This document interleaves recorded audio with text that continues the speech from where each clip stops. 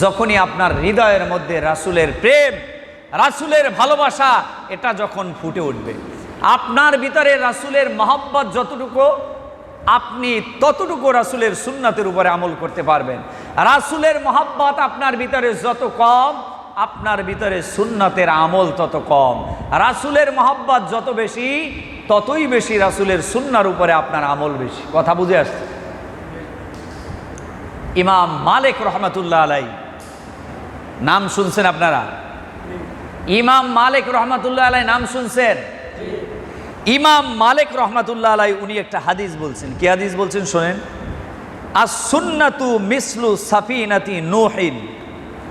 ইমাম মালিক বলেন যে সুন্নাতটা হচ্ছে নূহ আলাইহিস সালামের নৌকার মতো। নূহ আলাইহিস সালামের নৌকার মতো। মান রাকিবাহা ফাকাদ নাজা।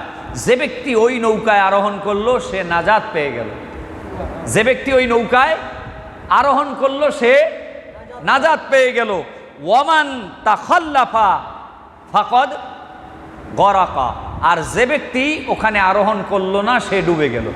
নূহ আলাইহিস সালামের নৌকায় যারা আরোহণ করছিলেন তারা সবাই কি নাজাত পেয়ে গেছে, কিন্তু যারা নৌকায় ওঠে নাই তাহারা কি ডুবে গেছিল। কথা বলেন ঠিক কিনা? ইমাম মালিক রহমাতুল্লাহ আলাইহি বলেন এই আল্লাহ রাসূলের সুন্নাহ হলো অনুরূপ।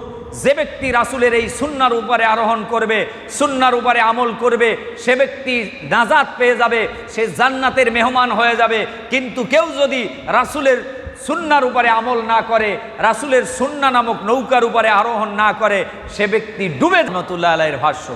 কেমন ইমাম ছিলেন তিনি? যে ব্যক্তি মদিনাতে কোনোদিন জুতা পায়ে হাঁটে নাই। আল্লাহু আকবার বলেন। যে ব্যক্তি মদিনাতে কোনোদিন জুতা পায়ে দিয়ে হাঁটে নাই। কেন জুতা পায়ে দিয়ে হাঁটে নাই?